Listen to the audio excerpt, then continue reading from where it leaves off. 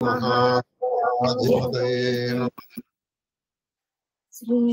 विष्णुरूपाय नमः शिवाय शिवाय गुरवे नमः।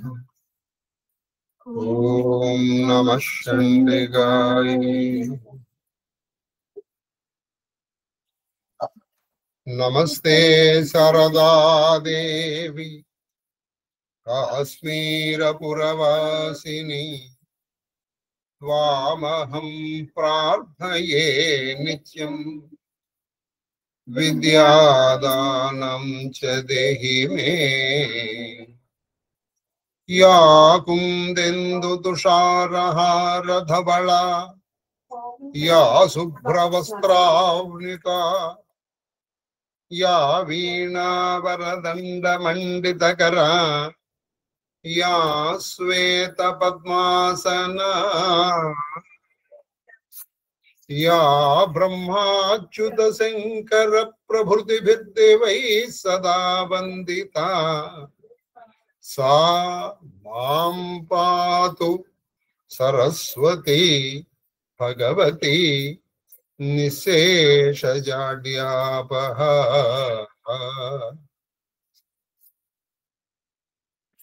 श्रीकृष्ण शरणं मम, श्रीकृष्ण शरणं मम, श्रीकृष्ण शरणं मम। महादेव महादेव महादेव। ఇష్టాగోష్ఠిగా సాగుతున్నటువంటి ప్రవచన ప్రవాహ త్రిపథ గామినిలో 272వ రోజు ప్రవచనం కాళహస్తీశ్వర మహత్యములో ఆ కూతుళ్ళ శివభక్తి పరాయణత్వాన్ని గురించి తెలుసుకుంటాం. అలాగే మన రామచరితమానసులో ఆఖరి ఘట్టంలో 106 కదా 107 106వ చోపాయి దొరుకుతుంది. అది పేరు మహాదేవ్ మహాదేవ్ మహాదేవ్. ఇవాళ రేపు సవితి సోమవారం అద్వితీయమైనటువంటి రోజు. మహాదేవ్ మహాదేవ్ సోదరం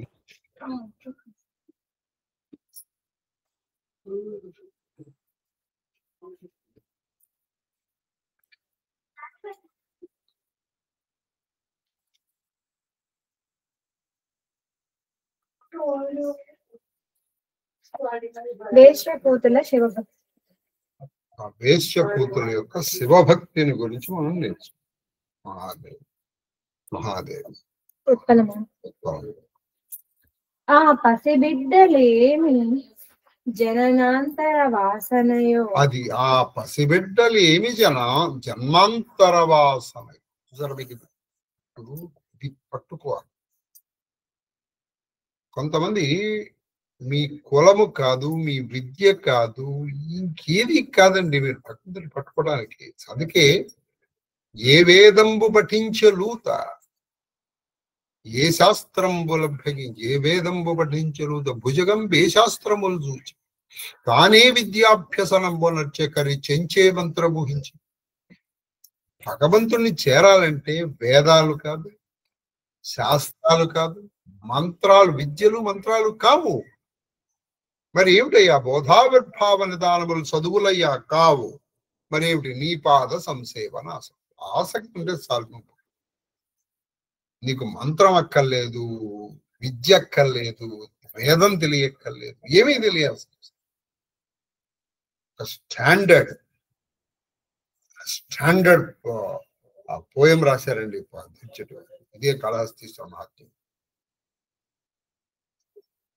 ఇప్పుడు ఆవిడ ఎలా పెంచింది మరి పిల్లలు అలాగే పెరగాలిగా.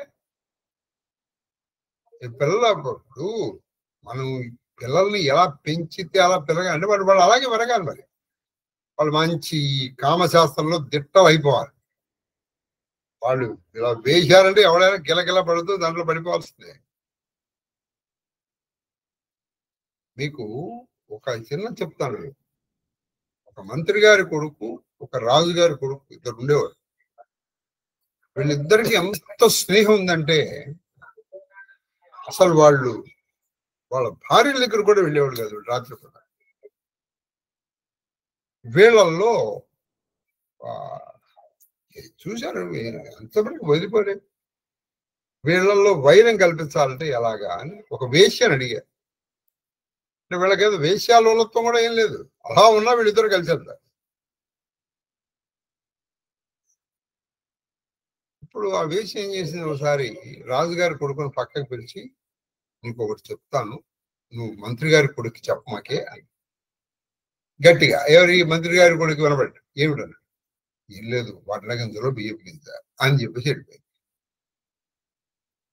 వాడు మంత్రి గారి కొడుకు వచ్చాడు, ఏమిటయ్యా నాకు చెప్పొద్దండి, ఏమిటో పిచ్చోది, వడ్ల గింజలో బియ్యపు గింజ. మరి ఇది వచ్చి నాకు చెప్పకపోవడానికి ఏముంది, నిజం చెప్పాను, నువ్వేదో దాస్తున్నావు. నేను దాచట్లేదురా, నిజం చెప్తున్నా. అయిపోయింది, వాళ్ళిద్దరి మధ్య బయట. అది వేశ్యలు ఎలా ఉంటారంటే వాళ్ళ మాటల పటుత్వంతో ఎవరినైనా వాళ్ళు తీసేస్తారు. మరి అటువంటిది రావాలి వీళ్ళకి. ఇది ఆవిడ కూడా కోరుకున్నది అదే, తల్లి మాణిక్యవల్లి.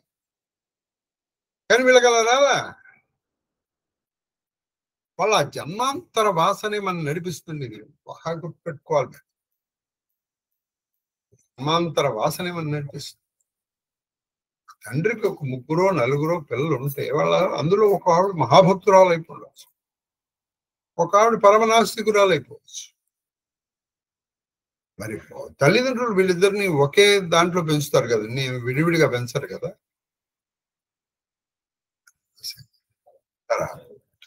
కనుంగవం చూపులిగుర్చుచో, అది కనుంగవ చూపులు చూపులిగుర్చుచో శివుని చూడ తలంతురు. వాళ్ళు ఈ 2 కళ్ళు తెరిచి చూస్తే వాళ్ళు దేన్ని చూడాలనుకుంటారు, శివుని చూడాలనుకుంటారు. శివలింగాన్నో శివస్వరూపాన్నో చూడాలనుకుంటారు అంతే. ఈవిడేం పెట్టింది, అక్కడ అనేకమైనటువంటి బొమ్మలు పెట్టింది. అక్కడ మీకు ఇంత పూర్వం పద్యాల్లో, అంటే మనకు చాలా పద్యాలు అయిపోయాక మీకు గుర్తున్నాయో కానీ 84 బంధాలు ఉంటాయి. మనకు ఆ బంధాలు ఏవి తెలిసేవాడు కాడో కాబట్టి మనకు తెలిసిందల్లా 1-2 బంధాలు. ఆ బంధాలు కూడా మనకు సరిగ్గా తెలియదు. బంధములు నేర్పేవాళ్ళు అండి. అందుకని వాళ్ళ జీవితాలు హాయిగా పండేవి. అందులో కనీసం 8 బంధాలు అన్నా నేర్చుకోమని చెప్తారు శాస్త్రం. మనం ఏమిటో అది మాట్లాడాలంటే వీడికి ఎప్పుడు లేని సిగ్గు అక్కడే వస్తుంది. ఇప్పుడు అది నీకు సిగ్గుపడేటి పని అయితే నీకు అది శాస్త్రం ఎందుకు అవుతున్నాయి, అది ఆ శాస్త్రం ఎందుకు అవుతుంది చెప్పు. కాబట్టి వీళ్ళు ఏం చేశారంటే హాయిగా చెప్పేవాళ్ళు. వీళ్ళు ఆ కాళ్ళు తెరిస్తే ఆవిడేం చేసింది, ఇటువంటివి పెట్టింది. కానీ వాళ్ళు మాత్రం దేన్ని చూడాలనుకుంటారు, శివుని చూడాలి. అలా చూడడానికి కారణం ఏంటి, వాళ్ళ జన్మాంతర వాసం. అది ఏమిటో మరి తెలియదు, ఎవరికి తెలియదు, వాళ్ళకి తెలియదు, కానీ మహాదేవుడికి ఒక్కడికే తెలుస్తుంది. పల్క నేర్చుచో తాపసమాన సంబుద్ధి సుధాకరుడు శంకరుడు. ఈ శంకరుని, ఏ శంకరుడు, శం కరోతి శంకర. శం అంటే మంచి శుభములు చేసేవాడు. శుభములు చేసేయడానికి కారణం ఏంటంటే తాపస్సులు అంటే యోగులు, ఋషులు, మునులు, తపస్సు చేసేటువంటి వాళ్ళ యొక్క మనస్సు అనేటువంటి చంద్రుడికి, మనస్సు అనేటువంటి సముద్రమునకు చంద్రుడు లాంటి వాట. ఎవరు, ఈ శంకరుడు. ఇప్పుడు సముద్రానికి ఆనందం ఎవరు తీసుకొస్తారు, చంద్రుడు తీసుకొస్తారు. అందుకే పౌర్ణమి నాడు ఈ సముద్రం ఉప్పొంగుతుంది చూడండి, మంచి పెద్ద పెద్ద కెరటాలు వస్తాయి. వాటిని స్ప్రింగ్ టైడ్స్ అంటారు. సముద్రము అమావాస్య నాడు కూడా వస్తాయి, కానీ అందులో సముద్రం చంద్రుడు ఇంకా ఎక్కువ ఉంటుంది. కాబట్టి చంద్రుడు వచ్చేటప్పటికి సముద్రం ఉప్పొంగినట్టు శంకరుణ్ణి తలుచుకునేటప్పటికీ, శంకరుణ్ణి ధ్యానం చేసేటప్పటికీ తాపస్సుల మనస్సు అలా ఉప్పొంగు. తాపస్సుల మనస్సులనేటువంటి సముద్రమునకు చంద్రుడు లాంటి శంకరుణ్ణి గురించి మాట్లాడాలనుకుంటారు వాళ్ళు. మాట్లాడితే వాళ్ళు మాట్లాడితే ఇప్పుడు లేదు, వాళ్ళు ఏం మాట్లాడాలి? చక్కగా మంచి రసజ్ఞత ఉన్నట్టు మాటలు మాట్లాడాలి.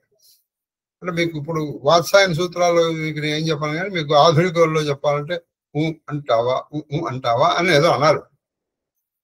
వాళ్ళు అంటలేదు, అంటలేదు.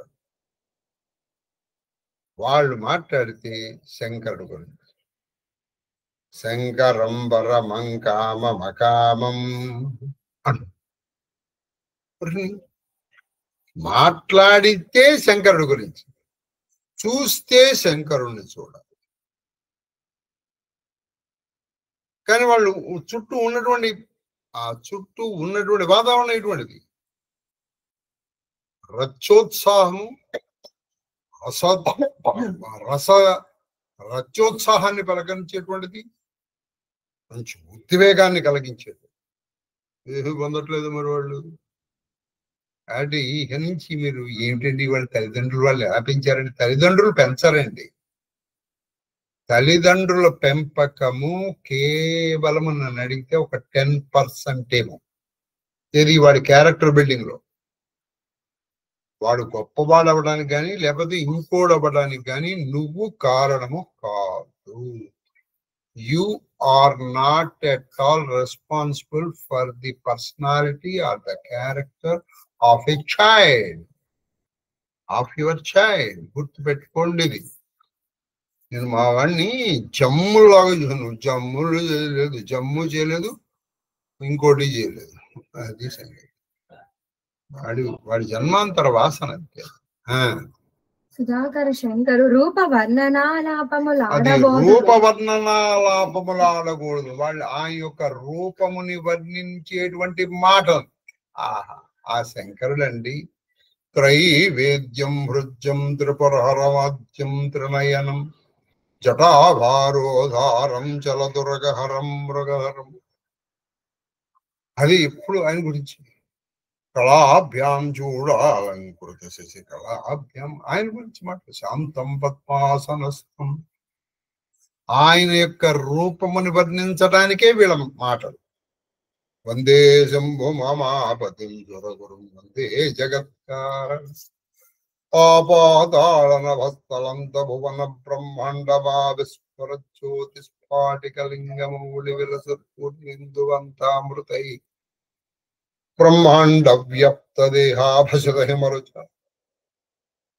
ఆ రూపవర్ణని మాట్లాడితే తాపసుల మనసులనేటువంటి సముద్రమునకు చంద్రుడైనటువంటి శంకరుని యొక్క రూపవర్ణన గురించిన మాటలే మాట్లాడాలి. చూస్తే ఆయన్ని చూడాలి అలా అనుకుంటారు.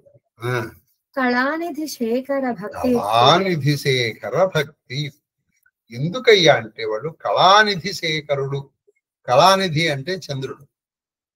చంద్రుని యోగ్ని శేఖరుడు అంటే ఒక కిరీటంగా పెట్టుకున్నటువంటి ఆయన యొక్క భక్తితో ఉండడం వల్ల. భక్తి అంటే భగవంతుడి పట్ల లాభాపేక్ష లేనటువంటి ప్రేమనే భక్తి అని పిలుస్తారు. ఈయన ఊహిస్తున్నానండి, నాకు ఆరోగ్యం ఇస్తాడు, నాకు ఉద్యోగం ఇస్తాడు, ఏమీ ఇవ్వడు, నేను ఆయన్ని ప్రేమిస్తాను. ఇది ప్రేమ అంటే. నిజంగా ఈ ప్రేమ అంటే ఏంటంటే ఏమీ అపేక్షించకుండా నువ్వు చూపించేదాన్ని ప్రేమ అంటారు. అందుకని ఆవిడ ప్రేమ రూప. ఆవిడ మనకి ఇవన్నీ ఇస్తుంది, మనం ఏదో తిరిగి ఇస్తామని లేదా ఊహించే భవిష్యత్తులో ఇస్తాం. అది కూడా అది భగవంతుడికి మన మీద ఉన్నది ప్రేమ అంటారు. మనకి భగవంతుడి పట్ల ఉండాలి భక్తి. ఆ భక్తి ఉండడం చేత వీళ్ళు శివుణ్ణే చూడాలనుకుంటారు, శివుడి గురించే మాట్లాడాలి. ఎవరు? ఆ మాణిక్యవల్లి కూతురు. తర్వాత తోడి వెలయాండ్ర బిడ్డల తోడగూడి, అది తోడి వెలయాండ్ర బిడ్డల తోడిగూడి ఆడబోదురు గాని పోరాడు తల్లి మనసు పోరాడు తల్లి మనసు రాకోరి, పోరాడు తల్లి మనసు రాకోరి కన్యకామణుల చిత్తమాడు చిత్తమాడు అర్ధేందు శేఖరునందు. వీళ్ళు ఈ తల్లి పక్క వాళ్ళు చూడరా, ఇప్పుడు మన పిల్లలు మనం చెప్పాం, వాళ్ళ పక్క వాళ్ళు చూడరా, వాళ్ళు ఎలా చక్కగా బాగా చదువుకుంటున్నారు, వాళ్ళు చూడరా ఎలా చదువుకుంటున్నారు. ఈ కంపారిజన్ చాలా దరిద్రం అండి నిజంగా. నీ పిల్లల్ని నువ్వు ఎప్పుడు ఇంకోటితో కంపేర్ చేయమా, మంచికి చెడకి నువ్వు చదువుకో చెప్పు చాలు. ఈ తోడి ఈవిడికి ఏమిటి, ఆ వీధిలో ఇంకా వెలయాలున్నారు, వెలయాలి అంటే వేసారు. చూడలేదు చక్కగా ఎలా ఆడుకుంటున్నారు, మీరు కూడా ఆడుకోండి, మీరు కూడా ఆడుకోండి, మీరు కూడా ఆడుకోండి అని వీళ్ళు తోసేది. ఆవిడ మాట పెడచెవి పెట్టి ఇక ఆవిడ మాట తోయలేక పోరాడడం వాళ్ళకి పోలేని వాళ్ళతో వెళ్ళి ఆడుకుందామని వెళ్ళేవాడు. కానీ వాళ్ళ మనసులో ఎవరితో ఆడుకునేవాళ్ళు, అర్ధ ఇందుశేఖరుడు అంటే తదీయ చంద్రుణ్ణి ఆయన శిరస్సు మీద పెట్టుకుంటాడు. పూర్తి చంద్రుడు ఉన్నాడు ఆయన మీద. ఆ చంద్రుణ్ణి లలాటం ధరించినటువంటి చంద్రశేఖరుడితో వీళ్ళు ఆడుకునేవాడు. వీళ్ళ మనసు మాత్రం వాళ్ళతో ఆయనతో ఆడుకునేది. వీళ్ళ శరీరం ఈ పక్కన ఉన్నటువంటి అంటే ఆ వీధిలో ఉన్నటువంటి ఈ తోటి వేశ్యల కూతుళ్లతో కలిసి శరీరం ఆడుతూ ఉండేది, మనసు ఆయనతో ఆడుతూ ఉండేది. చూడండి, రెండు విభిన్నమైనటువంటి గదాలతో అక్కడ వీళ్ళతో కూడా ఎందుకు ఆడుతుంది, తల్లి పోరు పడలేక. అప్పుడప్పుడు మన పోరు పడలేక పిల్లలు ఆ పుస్తకం తీసి ఉంటారు, మన పోరు పడలేక. అక్కడ పోరాటం అంటే ఏంటంటే మనం ఊహు వాళ్ళని నువ్వు చదవరా అందుకొని వాళ్ళు చేస్తారు. ఈ తల్లి పోరు పడలేక వీళ్ళు వెళ్ళి ఆడుతూ ఉండేవాడు. ఆ ఆటల్లో కూడా మనసు మాత్రం ఆయనతో ఆడుతూ ఉండేది. అందుకని వీళ్ళకి ఆటల్లో శ్రద్ధ ఉండేది కాదు. అచ్చంగా ప్రహ్లాదులాగే లేదు.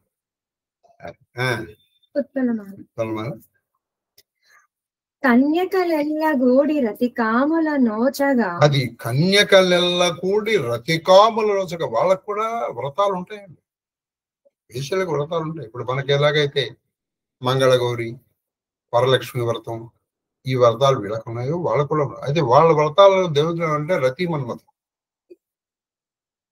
అవి కొన్ని ఉన్నాయి.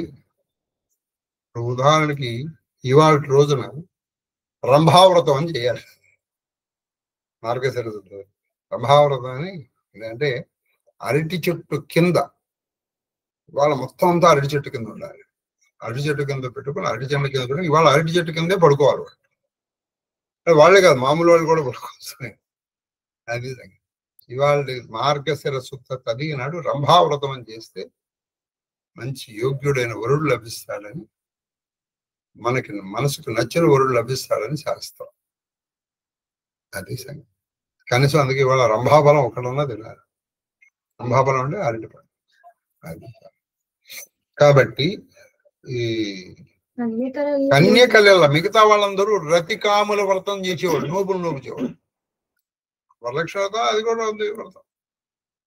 ఆ వ్రతం నోస్తే వీళ్ళు మాత్రం ఏం చేసేవాళ్ళు, ఆ వ్రతం చేసేవాళ్ళు కాదు. వీళ్ళు ఏం చేసేవాళ్ళంటే తాము అంటే వీ ఇద్దరు కూతుళ్ళు, వాణిక్యవల్లి కూతుళ్ళు ఇద్దరు కూడా భూమి భృత్ కన్యక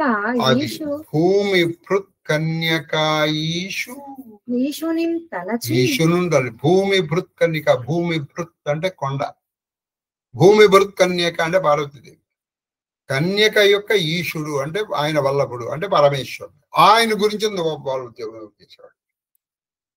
పార్వతీదేవి వల్లభుడైన, పార్వతీ మనోహరుడైనటువంటి ఆ హరుణ్ణి గురించి వీళ్ళు తపస్సు చేసేవాడు.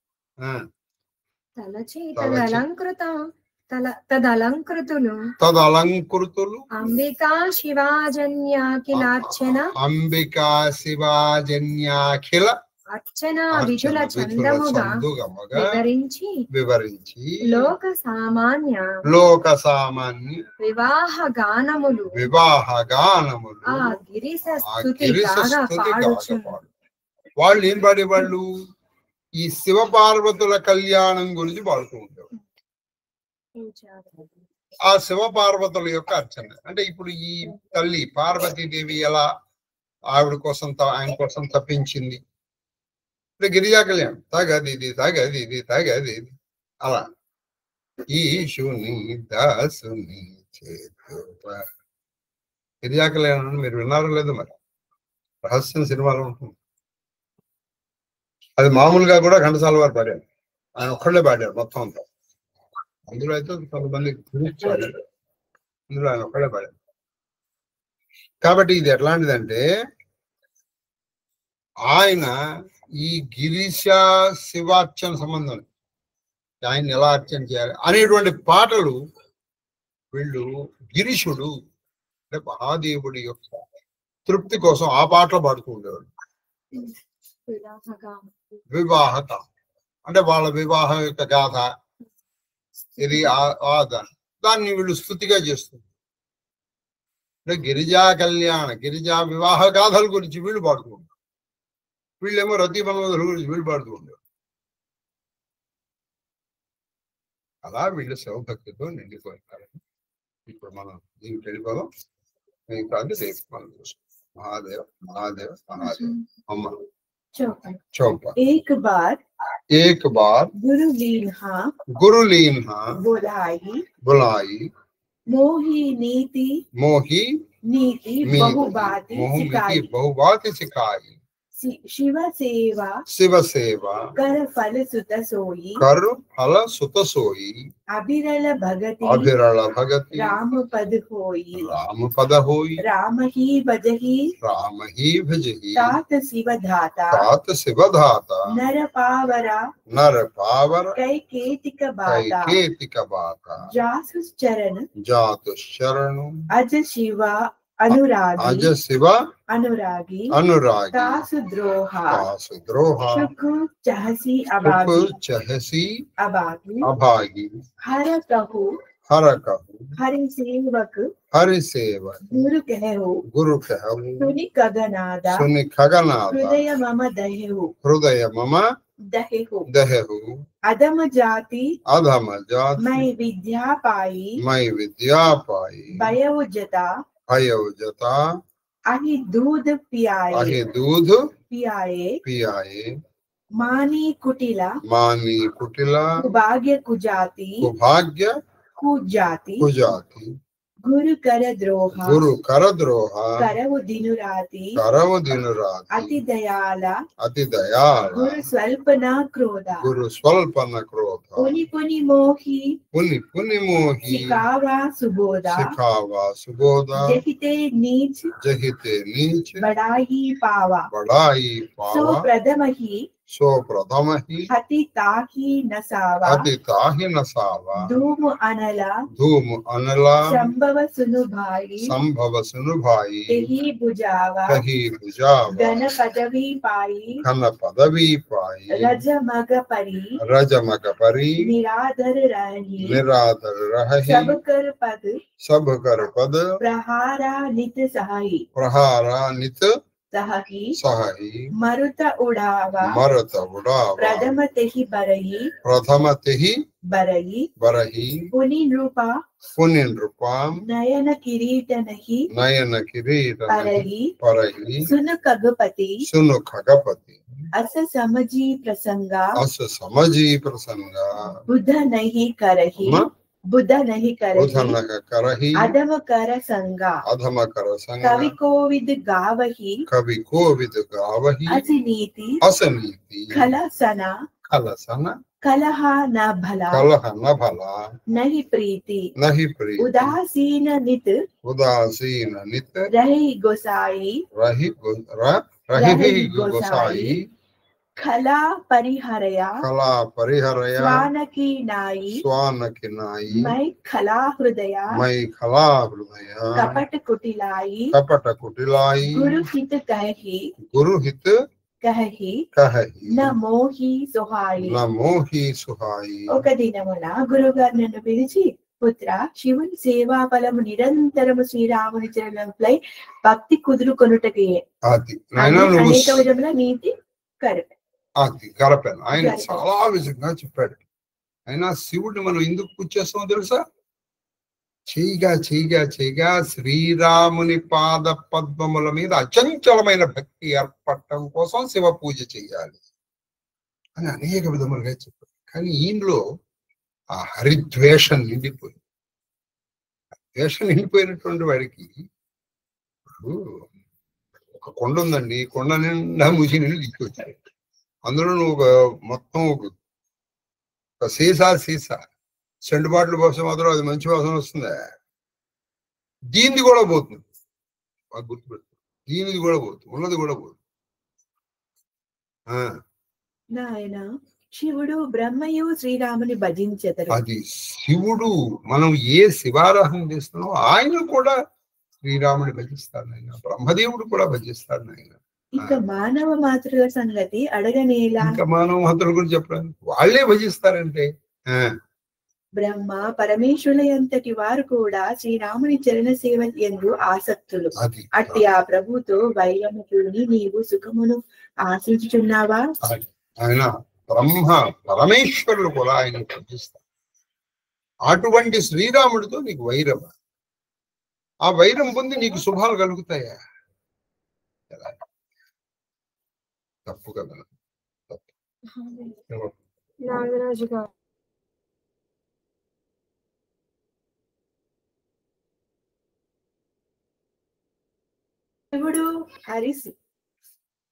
శివుడు హరిసేవకుడని గురువు గారు పలికెను. అది గురువు గారు ఏమంటే శివుడు కూడా హరిసేవకు, శివుడు కూడా హరిని సేవిస్తారు నాయన అని చెప్పారు.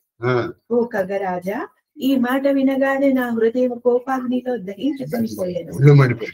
నేను పూజించే శివుడు హరిని పూజిస్తాడు, నా శివుడు హరిపోయాడు, హరే నా శివ సేవ. చూడండి ఇది ఎట్లా ఉంటుందంటే, మనకి ఇప్పుడు ఇద్దరు లీడర్స్ ఉంటారు, వాళ్ళ కింద వాళ్ళు కొట్టుకుంటూ ఉంటారు. వాళ్ళు లీడర్స్ అక్కల్లా మన హీరోలే, మా హీరోని ఉంటాడు. ఆ హీరోని అంటే నీకేమన్నా ఒక రూపాయి ఇచ్చాడు వాడు?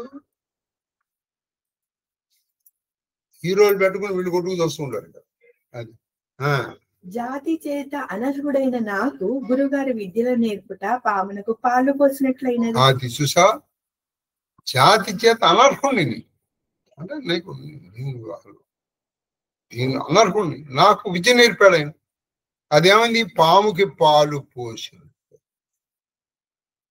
అందుకని చూసారా, నేను అందుకే ఈ మధ్య మా జయలక్ష్మి గారికి ఒక మండల దీక్షగా ఒకటి పెట్టమని. కనీసం ఈ మండల దీక్ష వల్ల అంటే ఒక 40 రోజులు పెట్ట, ఒక్కడు మారినా నాకు చాలు. అందరూ మారుతారని నేను ఎక్స్పెక్ట్ కూడా చేయట్లేదు. మారాలని కూడా నేను, ఎందుకంటే పూర్వజన్మ వాసన ఎక్కడికి పోతుంది. ఇప్పుడు గురువు గారు చెప్తే అక్కడ ఆయన ఉన్నాడా?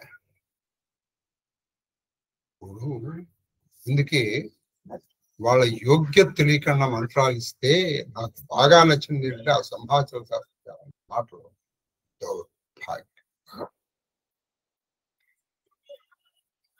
చూసారా. వీళ్ళందరికీ మంత్రాలు చెప్పి మనం చివరికి పొందిన బిరుదు ఏమిటంటే దౌర్భాగ్యం. వీళ్ళకి మంత్రాలు చెప్పేవా వాళ్ళకి తెలియకుండా. ఎందుకంటే మంత్రం అంటే ఏంటి, మన అమ్మాయిని మనకి ఇస్తున్నాడు. మన అమ్మాయిని ఇచ్చేటప్పుడు అల్లుడు ఎటువంటి వాడు చూసుకోమని,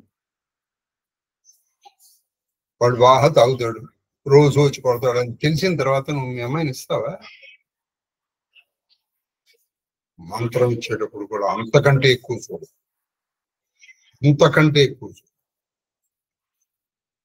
కాదు, గర్వపోతును, కుటిలుడను, దౌర్భాగ్యుడను, కుజాతి వాడును నేను రాత్రి మగలు గురువుకే ద్రోహం తలపెట్టింది. దౌర్భాగ్యుడు, కుటిలు అయినటువంటి గురువు గారికే ద్రోహం కావాలి. కానీ గురువు గారు అత్యంత దయాళువులు. గురువు గారు పరమదయాడు కావున ఆయన ఏమాత్రం కోపపడలేదు.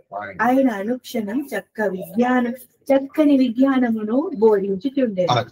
ఈయన గురువు, అదే గురువు గారు అలా అంటారు. గురువు గారి మీద కోపడ్డాడు. ఆవేశపడక ఏంటంటే అని ఈయన చెప్తున్నాడు. నీచుడు తనకు ఔన్నత్యమును కూర్చిన వానికి హాని చేకూర్చు. అది నీచుడు ఏం చేస్తాడంటే తనకు ఔన్నత్యం కూర్చున్న వాడికి చేస్తాడు.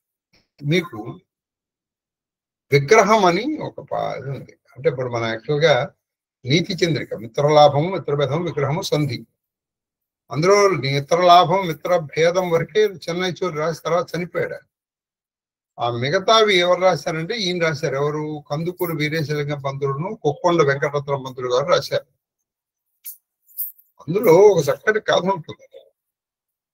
నీచులు ఎలా ఉంటారంటే వాళ్ళకి మంచి మనం చెప్పాలనుకుంటే మన మంచిని వాడు వాడుకొని మనకే అపకారం చేస్తారు. ఇప్పుడు ఉదాహరణకి కొన్ని కొండ పుచ్చులు ఒకసారి వాటికి దాహం వేసి అవి అడవి వదిలేసి ఎండమావులకు వచ్చే ఎలా ఈ ఎడారికి వచ్చేసాయి. ఆ పొద్దున ఎండ పడేటప్పటికి ఎండమావ మీద దూరంగా నీళ్లు ఇలా నీళ్ళ మీద కెరటాలలాగా కనిపిస్తుంది. ఎండమావులు అంటారు, మరీచికలు అంటారు. అవి చూసి ఎవరో ఒక కొండ ముచ్చు చెప్పింది, అదుగురా అగు నీళ్లు అన్నాయి. ఈ మిగతా కొండ ముచ్చులు ఓహో దాని వెనకాల పడిపోయాయి. వెళ్ళిపోతున్న కొద్దీ ఆ నీళ్లు ఇంకా ముందరికి వెళ్తున్నాయి. ఎండ వచ్చేసింది. చాలా ఎండ వచ్చేటప్పటికి తీవ్రంగా పైన ఎండ కింద కాలు మాడిపోతుంది, దాహం. వీళ్ళ అదృష్టానికి అక్కడ ఉన్న ఒక జీవి దురదృష్టానికి అక్కడ ఒక చెట్టు ఉంది, ఒకటే చెట్టు. ఆ చెట్టు మీద అమ్మయ్య నీళ్ళన్నా దొరికింది, నీళ్ళ మాట దేవుడు ఎరుగు అని చెప్పి ఇవి ఆ చెట్టు మీదకి ఎక్కి ఆ మాటలు మాట్లాడుకుంటున్నాయి. ఒరే మన కర్మ ఏమిట్రే, నీళ్ళు అలా వెళ్ళిపోతాయి ఏమిట్రా, మనం వెళ్ళి కొద్ది చూడు అక్కడ నీళ్లు ఉన్నాయి, మనం వెళ్ళిపోతాం కదా అవి వెళ్ళిపోతాయి. ఇలా అనుకుంటూ ఉండగా ఆ చెట్టు త్వరలో ఒక కుందేలు, అది వీళ్ళ మాటలు వింది. పాపం వీళ్ళు ఇవి మరీచికలను చూసి వీచికలు అంటే నీటి తరంగాలు, నీళ్లు అనుకుంటున్నాయి పాపం ఇవి అని జాలిపడి అది వచ్చి చెప్తుంది, అమ్మా అవి ఎండమావులమ్మా, అవి మీరు అలా వెళ్ళిన ఎంత దూరం వెళ్ళినా అలా వెళ్ళిపోతాయి, అవి నీళ్లు కావు, అవి సూర్యకిరణాలు పడేటప్పటికీ నీటి తరంగాల్లాగా కనిపిస్తాయి నీకు అవి. ఇదిగో మీరు ఇటు ఉత్తర దిక్కుగా వెళ్ళండి, ఇటువైపు వెళ్ళండి, అక్కడ మీకు నీటి ఓయాసిస్ అంటారు, అది అక్కడికి వెళ్ళండి, నీళ్లు పోండి అని చెప్పి. అందులో ఏమే నువ్వెంత నీ బతుకెంత, నువ్వు మాకు చెప్పేదాను అని 2 చెవులు పట్టు, ఒకటి 2 కాళ్ళు పట్టు, ఒకటి ఆ చెట్టుకి వేసి కొట్టి దాన్ని చంపేసి ఉత్తర దిక్కు వెళ్ళి అవి నీళ్లు తాగి వెళ్ళిపోయాయి. కాబట్టి నీచులు అనేటువంటి వాళ్ళు ఏం చేస్తారంటే మన దాన్ని తీసుకుని వాళ్ళ దేని వల్ల మన ఔన్నత్యాన్ని పొందేమన్న దాని గురించి మర్చిపోయి ఏ వల్ల స్థితికి వచ్చాం అది మర్చిపోయి ఈ ఔన్నత్యాన్ని ఇచ్చినటువంటి వాడి వెనకాలే కోతులుగా వేస్తారు. సోదరా వినుము, పొగ నిప్పు నుండి ఉత్పన్నమవును, కానీ అదే పొగ మేఘముగా రూపొంది దాన్ని తాను వర్షించిన జలముతో ఆ నిప్పును ఆర్పివేయను. పొగ నిప్పు నుంచి వస్తుంది, మరి ఇవన్నీ మళ్ళీ మేఘం వస్తుంది. ఆ నీళ్ళు ఏం చేస్తుంది, ఎక్కడి నుంచి వచ్చిందో పొగ ఆ నిప్పుని ఆర్పేస్తుంది. ధూళి మార్గంలో పడి అవమానం పాలై సర్వదా అందరి పాదములపై త్రొక్కబడును. అది ఉంది కనుకో మనం అన్న మోస్తుంది, అది కింద పడింది అనుకో దాన్ని తొక్కుకుంటూ వెళ్ళిపోతాం కదా మనం. కానీ గాలి వలన ఆ ధూళి ఎత్తునకు ఎగిరినప్పుడు అది ఆ గాలిని చుట్టుముట్టి రాజుల కండ్లలోను కిరీటం పైన పడును. ధూళిని మనం తొక్కుతాం కదా, ధూళి అన్ని భావనలు గాలి వల్ల ఇది పైకి వస్తుంది, పైకి వెళ్ళి ఏం చేస్తుంది, ఏ రాజు దీన్ని తొక్కాడో వాడి కిరీటం మీద పడిపోతుంది. అంటే ఏమిటి, నువ్వు ఎవరిని తొక్కి పెట్టావో వాడే పైకి లేచి నీ మీద పడతాడు రా. ఓ ఖగరాజా వినుము, ఈ ప్రసంగమును గ్రహించిన బుద్ధిమంతులు అధములతో సాంగత్యము చెయ్యరు. ఈ ప్రసంగాన్ని కలిసి అధములతో నువ్వు ఎప్పుడు సాంగత్యం.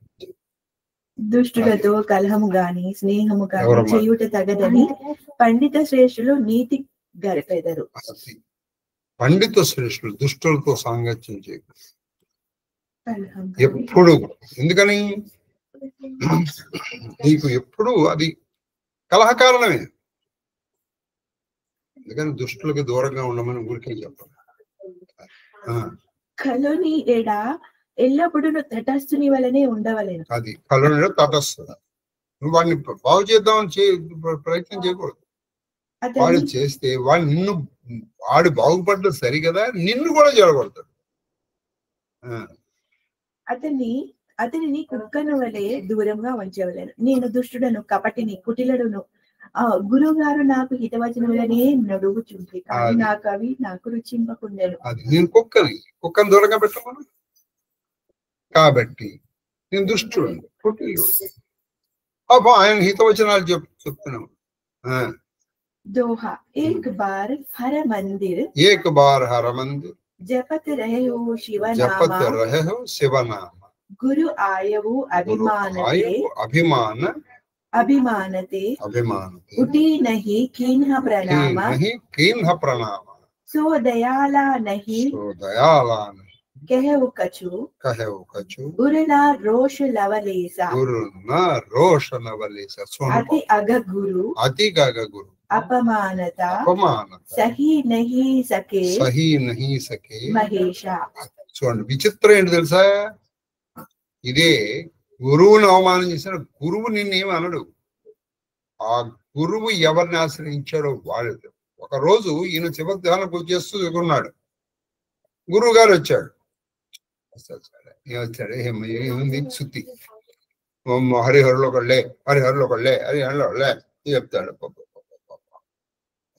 గురువుని పెట్టుకున్నాను రా నేను, ఏదో పెట్టుకున్నాడు. కనీసం లేవలా, లేచి నుంచి నమస్కారం ఆడ దేవుడు కనీసం లేవలా. పాపం గురువు గారు పోని అనుకున్నాడు. కానీ ఇది సహించలేకపోయాడు. ఎవరు? మహేష్. ఈయన ఎవరిని చేస్తున్నాడు? శివధ్యానం చేస్తున్నాడు, గుర్తుపెట్టుకోండి. మరి పాపం నన్ను పూజిస్తున్నాడు రా, గురువు గారిని పూజించకపోయినా పర్వాలేదు అనుకోడు ఎవడు. నన్ను పూజించున్నాడుగా శివుడు, మనుషుడు. ఆయన కొళ్ళు వెళ్ళిపోయి ఎవరికి? మహేశ్వరుడికి. అంతేనమ్మా అర్థం? ఇంకా మందిరు మాజా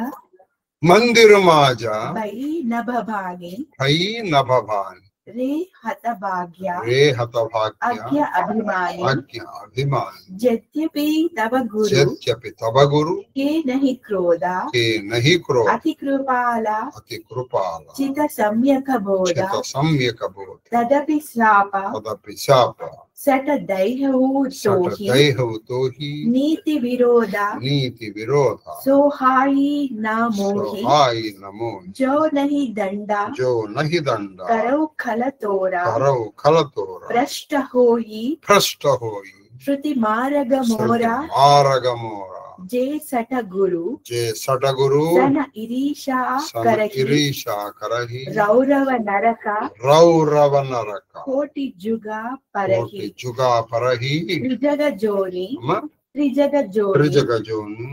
पुनि दरहि शरीरा अयुता जन्म भरी पावहि पीरा बैठा रहसी अजगर इव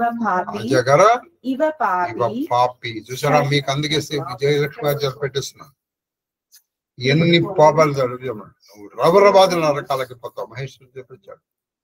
అంతేకాదు నువ్వు కొన్ని జన్మలైతే అజగర అంటే మొసలిగా పడతావు. ఆ తర్వాత శివుడు కోపానికి అడ్డులేకుండా పోయింది. సర్పహోయి తర్వాత నువ్వు సర్పంగా, పాముగా పడతావు.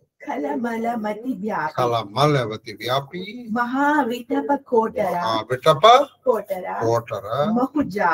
మహుజాహి రఘు అధమాధమ అధగతి పాయి. మందిరం లోపల నుండి ఒక అదృశ్యవాణి ఇట్లు పలికెను. మందిరం నుంచి ఒక అదృశ్యవాణి చూసారా? శివుడు చేసిన గుర్తు పెట్టుకోండి. నేను మీరు మొన్న అందుకే నేను అడిగాను, మీరు ఏం చేస్తారు కదా, మీరు దీపారాధన చేస్తారు, గురువు గారు పిలిచారు లేదా గురుగారు వచ్చారని తెలిసింది. దీపారాధన అంతా అయిపోయిన తర్వాత గురుగారు వచ్చి నమస్కారం పెడతారా లేదా గురుగారు వచ్చాక ఆపేసి వెళ్తారా? వెంటనే వచ్చేస్తాను. చెయ్యాల్సింది కాదు, నువ్వేం చేస్తావు అని అడిగాను. అటువంటిది నేను పిలిస్తే కూడా పలకకుండా పోయేవాళ్ళు ఉన్నారు. ఆడవరు కదా నా ఎదురుకున్నా. నేను పిలిస్తే కూడా నాకు కనపడదని తెలిసి కూడా పలకేవాళ్ళు నా శిష్యులు ఉన్నారు. వాళ్ళ కనీసం ఇందులో కనువిప్పు కలిగితే వాడు వింటలేదండి, అందుకు హాయిగా ఉన్నారు. ఓరి దౌర్భాగ్యుడా, మూర్ఖుడా, దురభిమాని, నీ దౌర్భాగ్యుడా, దురభిమాని, నీచు, మీ గురువు కృపాలు దయాళువురాలు కావున నిన్ను కోపగింపలేదు. అది కావున నిన్ను కోపగించ. ఆయన పరిపూర్ణ జ్ఞాని, పరిపూర్ణ జ్ఞాని అయినను శటుడా నేను నిన్ను శపించదని. నేను నిన్ను శపిస్తూ నీతి బాహ్యమైన నీతి బాహ్య అంటే నీతి లేని నాకు రుచి. దుష్టుడా నిన్ను దండింపనిచో వైదిక నిష్ఠ నియమములను అది నిన్ను దండించి తీరా. ఇప్పుడు శిక్షణ ఎందుకు? శిక్ష తప్పు చేసిన వాడికి శిక్ష పడలేదు అనుకోండి, వాడికి ఏం కాదు. ఇప్పుడు పక్కవాడి శిక్ష పడి వాడు రెండో పని చేస్తాడు వాడు. ఇప్పుడు మనం ప్రస్తుతం ఆధునిక కాలంలో చూడండి, జడ్జి దగ్గరికి వీళ్ళు టైం ఇవ్వట్లా, నేను ఆ టైంకి వస్తాను, మీరు విచారణ చేస్తారా చేసుకోండి. మన కోర్టు వ్యవస్థలు దారైపోతున్నాయి అండి. నేను ఇందులో చెప్తున్నాను కాదు కానీ, పివి నరసింహారావు అంతటి వాడు జడ్జి ఎదురుకుండా నిలబడ్డాడు. నిన్న కాక మొన్న ఒక దురభిమాన దురహంకారి ఆయన కనీసం అక్కడ నుంచోలేదు, సరిగా కూర్చున్నాడు. జడ్జి గారు అడిగిన ప్రశ్న ఒకటే, మీరు ఎప్పుడు వచ్చారు? 20వ తారీఖున అనగానే పక్క నుంచి లాయరు అక్టోబర్ 20 అండి, మీరు ఏమన్నా చెప్పాలనుకుంటున్నారా? ఏమీ లేదు, అయిపోయింది, కోర్టుకు వస్తూ కేసు కొట్టేశారు. దీన్ని విచారణ అని పిలుస్తారేమో మరి మనకి. దీనికోసం మంది మార్పు. ఎక్కడుందండి న్యాయం? మనం ఎగేసుకుని వెళ్ళి వాళ్ళకు ఓట్లు వేస్తున్నామే కదా.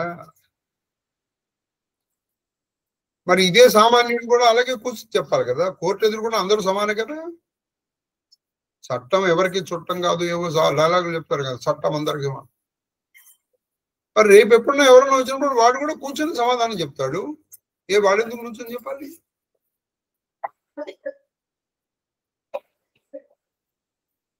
అడిగేవాళ్ళే. As a matter of principle కోర్టులో ఎవ్వరూ ఫోన్లు తీసుకెళ్ళకూడదు. నిన్న కాక మొన్న ఏం జరిగింది, ఆయనతో సెల్ఫీలు దిగుతున్నారు. ఇది మంచి కదా. దీని గురించి మీరు ఎవరు మనం ఆలోచించాల్సిన అవసరం లేదు. కాబట్టి ఎక్కడని న్యాయం. అందుకే న్యాయం దేవుడికి కళ్ళు కట్టేశారు. నాలాంటి వాడు ఒకడో ఇద్దరు చెప్తే మాత్రం ఎవడు వింటారు? మీరు వింటున్నారా? వాడెవడో. మనకెందుకు కావాలి? మనకేదో ఉన్నాయి. వాళ్ళు వచ్చి కూర్చుని సమాధానం చెప్పాడు, వాళ్ళు చూసుకోండి వెళ్ళి. తప్పుడు ఫోన్ నెంబర్ ఇచ్చి దురహంకారం, దురభిమానం, న్యాయం లేదు, ధర్మం లేదు. అది ఇక శివుడు ఆవహించిన వాడు ఎవడో రావాలి. ఒక్కొక్కడిని దండోపాయమే. ఇక్కడ మంచి మాటలతో వెళ్ళి లొంగరండి. అది సంగతి. గురువు నెడ ఈర్ష్యాలు అయిన మూర్ఖుడు కోట్ల కొలది యుగముల వరకు రౌరవ నరకయాతన. చూసారా? గురువు ఎడల నువ్వు కోట్ల కొలది సంవత్సరాలు రావు. అది గురువు పట్ల ఈర్ష్య పెంచుకుంటే వాడు రౌరవాది నరకాలకు వెళ్ళిపోతాడు. గుర్తుపెట్టు. గురువు పట్ల నువ్వు ఈర్ష్య ద్వేషం తెచ్చుకో. తరువాత పశుపక్షాది యోనులలో జన్మించి ఆ తర్వాత అక్కడి నుంచి ఉంది పశువుగా పుడతాడు, పక్షిగా పుడతాడు, వృక్షంగా పుడతాడు. వేల కొలది జన్మలలో దుఃఖములను అనుభవించి అది దుఃఖములు అనుభవిస్తాడు.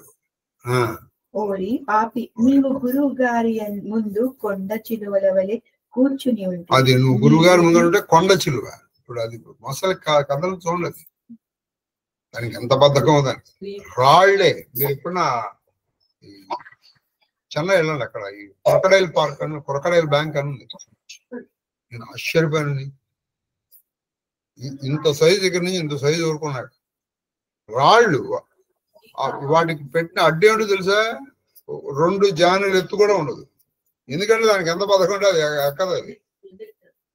కానీ నువ్వు ఆ 2 జానులు ఉంది కానీ చెయ్యి ఇలా పెట్టావో ఫినిష్. నీ బుద్ధి పాప పంకిలమైనది, నీ బుద్ధి పాపం అని మట్టితో కలిసిపోయి. కావున నీవు సర్పమువై నీ జాతి నీచముగా అధోగతి పాలై పెద్ద చెట్టు తొడలో పడి ఉండదు. అది సర్పమై నీ జాతి రీతిగా ఒక చెట్టు త్వరలో పడి ఉంటావు. హాహాకారకీన్హ గురు, హాహాహారకీన్హ గురు, దారుణ సుని శివశాప, దారుణ సుని శివశాప, కంపితమోహి విలోకి అతి, విలోహి విలోహి అతి, ఉర ఉపజా పరితాప, కరీ దండవత సప్రేమ ద్విజ, శివ సన్ముఖ కరజోరి వినయకరత గద్గదస్వర సమజీ ఘోర గతిమోరి. భయంకరమైన శివుని శాపమని గురువు గారు ఆహాకారం చేశారు. గురువు గారు భయపడ్డారు. అయ్యో శిష్యుడు నా శిష్యుడికి ఇంత పట్టింది, నాయనా నాయనా నాయనా అనా శివా క్షమించు శివా. శిష్యుడి యొక్క అభివృద్ధిని కోరుకునేవాడే గురువు అవుతాడు. తప్పితే నీకు 10 రూపాయలు ఇవ్వలేదని నువ్వు వాడి మీద పెంచుకున్నటువంటి వాడు గురువు ఎందుకు అవుతాడు? వాడు నీకు బరువు. శిష్య విత్తాపహారకుడు అవుతాడు వాడు. నీకు 10 రూపాయలు లేదో 100 రూపాయలు ఇవ్వలేదన్నటువంటి వాడు గురువు ఎందుకు అవుతాడు? అయ్యా వణుకుచున్న నన్ను చూచి అతని హృదయంలో దుఃఖము పొంగెను. ఈయన వణికిపోతున్నాడు. పాప ఆయన మనసులో దుఃఖం పొంగింది. నా విహ్వల స్థితిని గమనించి ఆ బ్రాహ్మణుడు శివులకు భక్తితో దండ ప్రణామములను ఆచరించి అంజలి ఘటించి గద్గద కంఠంతో స్తుతింపసాగాడు. ఆయన పాపం వణికిపోతుంది. అప్పుడు ఆయనకి దుఃఖం వచ్చింది. ఎవరికి? గురువు గారు. అప్పుడు శివుణ్ణి ఇలా స్తుతించారట. అది అరే చూద్దాం. అంతేనమ్మా? 2 అయిపోయినాయి. ఎన్నైనా 107. 107.